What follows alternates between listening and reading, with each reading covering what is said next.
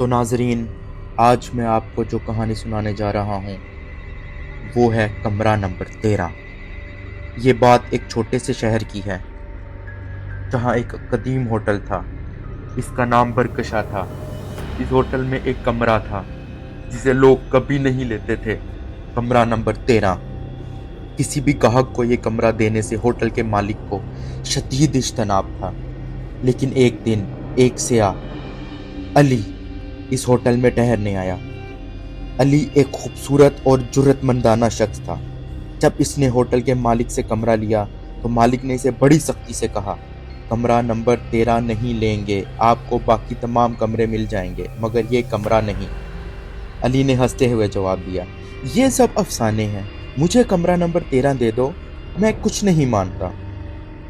اس کی باتوں کو نظر انداز کرتے ہوئے مالک نے کہا، یہ تمہاری مرضی ہے، لیکن اگر تمہیں کچھ ہو جائے تو اس کا الزام ہم پر نہ لگانا۔ علی نے ان باتوں کو سن کر مذاق سمجھا اور کمرہ نمبر 13 لے لیا۔ جیسے ہی وہ کمرے میں داخل ہوا، ایک سرد ہوا کا جھونکا آیا اور دروازہ خود بخود بند ہو گیا۔ اندر کا ماحول اتنا سناٹا تھا کہ جیسے دنیا کا کوئی اور حصہ یہاں نہیں تھا۔ کمرے کی دیواروں پر عجیب و غریب نشان تھے اور ایک بوسیدہ تکیہ چمک رہا تھا۔ علی نے اسے نظر انداز کیا اور بستر پر جا کر سو گیا۔ لیکن رات کے قریب 2 بجے کچھ ایسا ہوا جس نے اس کی زندگی کا رخ بدل دیا۔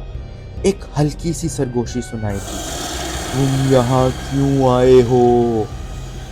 علی نے آنکھیں کھولیں اور چاروں طرف نظر دوڑائی، لیکن کچھ بھی نظر نہ آیا۔ اس نے اسے ایک دھندلا خواب سمجھا اور دوبارہ سونے کی کوشش کی، لیکن پھر وہ سرگوشی دوبارہ آئی، اس بار زیادہ قریب سے۔ تمہیں یہاں نہیں ہونا چاہیے۔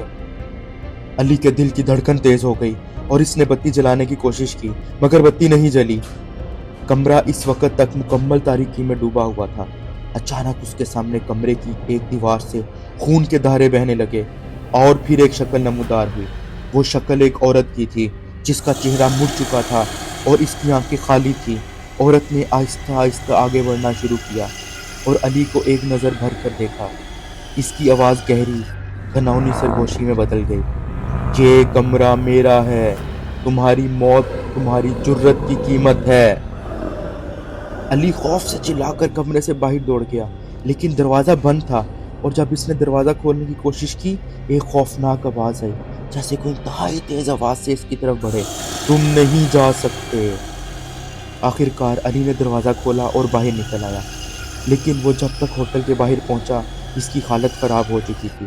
اس کے چہرے پر خوف اور بدحواسی کی جھلک تھی۔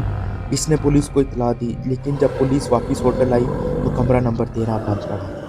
وہاں کچھ بھی باقی نہیں بچا تھا۔ برکشا ہوٹل کے بعد کبھی کسی نے کمرہ نمبر 13 نہیں لیا اور وہ آج تک خالی پڑا ہے۔ لوگ کہتے ہیں کہ وہ عورت آج بھی وہاں رہتی ہے اور جو کوئی بھی اس کمرے میں قدم رکھتا ہے وہ کبھی واپس نہیں۔ تو ناظرین، کیسی لگی آپ کو کمرہ نمبر 13 کی کہانی؟ لائک، سبسکرائب اور کمنٹ کرنا مت بھولیے گا اور زیادہ سے زیادہ شیئر کریں اور پلیز ہمیں سپورٹ کریں تاکہ ہم آپ کے لیے مزید ایسی ویڈیوز لا سکیں۔ آج کے لیے اتنا ہی۔ اپنے ہوسٹ ایکی کو اجازت دیجیے، جئیں اور جینے دیں۔ اللہ حافظ۔